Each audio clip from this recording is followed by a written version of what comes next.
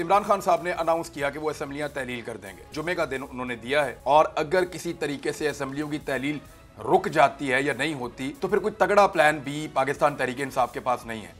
Plan B सिर्फ एक आदमी के पास है, उसका नाम है चौधरी परवेज इलाही। कल जब वो इमरान खान साहब के साथ बैठे हुए थे तो इमरान खान साहब ने साबिक रिटायर्ड जनरल कमर जावेद बाजवा के खिलाफ बहुत सारे इल्जामात लगाए और बहुत सारी बातें की। उस वक्त बड़े बदमजा हो रहे थे परवेज इलाही साहब और उन्होंने वार्निंग दी है पाकिस्तान तहरीक इंसाफ को कि अब अगर किसी ने एहसान फरामोशी की ना, एक तो उन्होंने कहा जी बड़े एहसानात हैं जनरल कमर जावेद बाजवा साहब के हमारे ऊपर भी और पाकिस्तान तहरीक इंसाफ के ऊपर भी। इमरान खान साहब ये कह चुके हैं कि लोगों के अंदर जाने और बाहर आने का फैसला और केसेस के तेज होने या स्लो होने का फैसला वो जनरल कमर जावेद बाजवा करते थे, यानी एस्टेब्लिशमेंट कंट्रोल कर रही थी नैब को।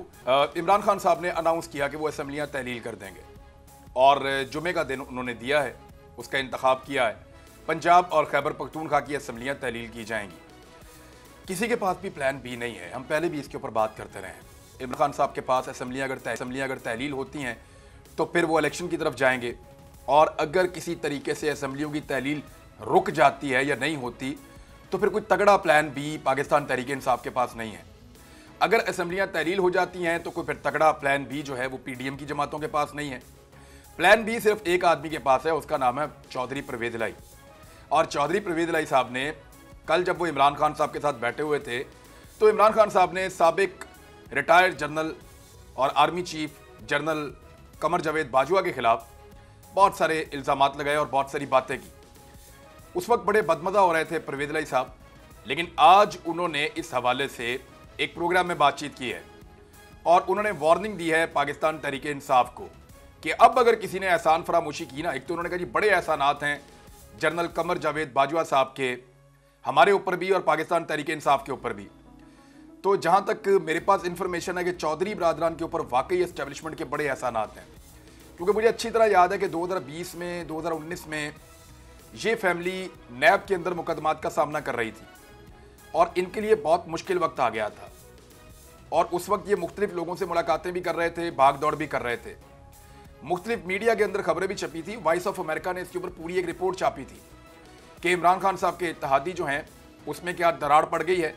ये कोरोना का टाइम था जब ये सूरत-ए-हाल बनी हुई थी, लेकिन उसके बाद अचानक चौधरी फैमिली के जो केसेस हैं वो गायब होना शुरू हो गए। नैब ने उसके ऊपर तवज्जो देना छोड़ दी, इनमें से किसी को भी गिरफ्तार नहीं किया गया, इनके केसेस को आगे नहीं बढ़ाया गया और वो जिस तरह बाकी लोगों के केसेस आगे बढ़ रहे थे इनके केसेस आगे नहीं बढ़े। अब उस चीज़ को चौधरी फैमिली आज तक समझती है कि एस्टेब्लिशमेंट ने बहुत बड़ा एहसान किया था परवेज इलाही पे, मुनस्सिर इलाही पे और इन लोगों पे। और उस वक्त पाकिस्तान के army chief general Qamar Javed Bajwa थे। इमरान खान साहब ये कह चुके हैं कि लोगों के अंदर जाने और बाहर आने का फैसला और केसेस के तेज होने या स्लो होने का फैसला वो जनरल कमर जावेद बाजवा करते थे, यानी एस्टेब्लिशमेंट कंट्रोल कर रही थी नैब को। मैं जब नैब के ऑफिसर से हम मिलते थे और उनसे इंफॉर्मेशन वगैरह अभी भी लेते हैं, पहले भी लेते थे और ऐसे ही हम ब्यूरोक्रेसी से इंफॉर्मेशन इकट्ठी करते हैं, नैब से इंफॉर्मेशन इकट्ठी करते हैं, अभी भी एफआईए में, पुलिस में, मुख्तलिफ जगहों से हमें इंफॉर्मेशन मुख्तलिफ डिपार्टमेंट से मिलती है। तो उस वक्त हमें ये वो बताते थे, ये बात साफ बताते थे कि हमें कंट्रोल किया जाता है एस्टेब्लिशमेंट की जानिब से और एस्टेब्लिशमेंट के फैसले यहाँ पे मुसल्लत होते हैं।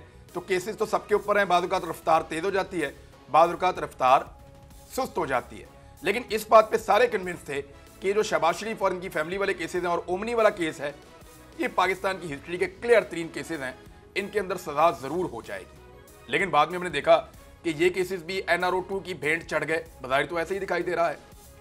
तो अब परवेज इलाही साहब जब ये सारा उनका मामला हुआ था तो मेरी ज़ाती इन्फॉर्मेशन के मुताबिक लाहौर DHA के अंदर कुछ बड़े ताकतवर लोगों के रिश्तेदार थे जिनसे उनके ताल्लुकात बने और उन ताल्लुकात के बाद नैब में उनके केसेस के अंदर रिलीफ का मरहला शुरू हो गया। और जिस दिन वो वज़ीर आला पंजाब बने उससे पहले और जब वो वज़ीर आला बने उसके बाद परवेज इलाही साहब सबसे पहले लाहौर डिफेंस के उसी घर के अंदर तशरीफ़ लेकर गए और वहाँ हाज़िरी दी जाकर, और वो एक बहुत ताकतवर आदमी के रिश्तेदार हैं, बाकी आप लोग सब समझदार हैं।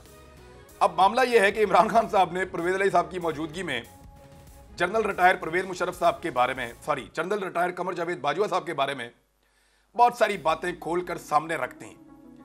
अब उसके बाद परवेज इलाही साहब के बकौल उनको जनरल बाजवा साहब का फ़ोन आया और बड़ा लंबा फ़ोन आया और उन्होंने इस बात का गिला शिकवा किया कि आपकी मौजूदगी में मुझे ये भी कहा गया, ये भी कहा गया, ये भी कहा गया। तो फिर परवेज़ इलाही साहब ने एक प्रोग्राम किया और एयरवे के ऊपर वो प्रोग्राम चलेगा और उन्होंने काफ़ी इमरान खान साहब के ऊपर तनकीद की है और जो अल्फाज उन्होंने इस्तेमाल किए उनमें कोई अदब व अदाब भी बाकी नहीं था परवेज़ इलाही साहब की जानिब से। बहरहाल ये इस वक्त की सिचुएशन है। काफ लीग क्या साथ खड़ी रहेगी इमरान खान साहब के या पीएमएलएन की तरफ जाएगी? पीएमएलएन के लिए एक बड़ी कंफ्यूजन है। पीएमएलएन के लोग अभी तक इतना कि परवेज़ इलाही साहब को गालियां देनी है या उनको दुआएं देनी है, उनको बुरा भला कहना है या उनको एक अच्छा आदमी साबित करना है, क्योंकि किसी भी वक्त उनको उनके साथ बैठना पड़ सकता है। पाकिस्तान तहरीक इंसाफ जो है वो होल्ड करने की पोजीशन में है कि इस वक्त अगले 5 दिन में परवेज़ इलाही बहुत इंपॉर्टेंट आदमी है, तो इनके ऊपर चढ़ाई करनी है या नहीं करनी है। तो प्लान बी, जैसा कि मैंने आपको कहा, कि वो परवेज़ इलाही के पास है।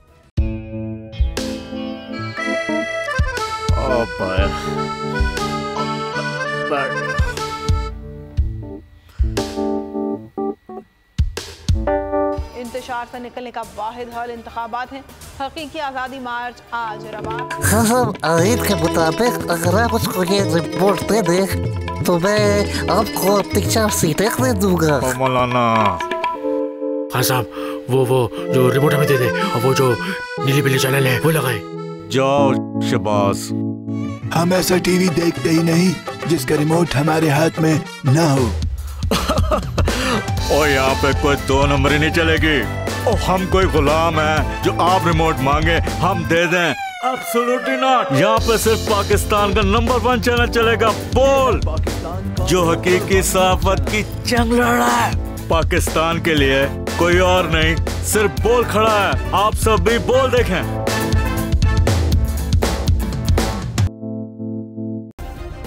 सब्सक्राइब करें और बेल दबाएं ताकि कोई खबर रह न जाए।